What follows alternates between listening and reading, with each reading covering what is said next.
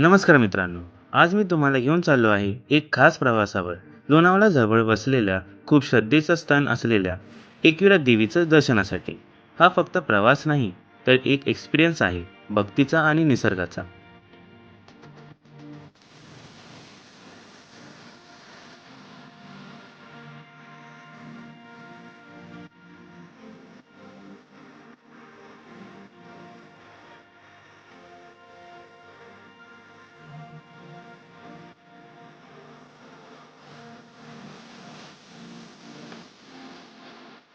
एकविरा देवीच्या मंदिरापर्यंत पोहोचण्यासाठी आपल्याला चढावल्या लागतात या शेकडो पायऱ्या. थोडा थकवा येतो, पण प्रत्येक पावलाजणी मनात एक वेगळीच एनर्जी फील होते आणि वर पोचल्यावर सगळा थकवा विसरून जातो.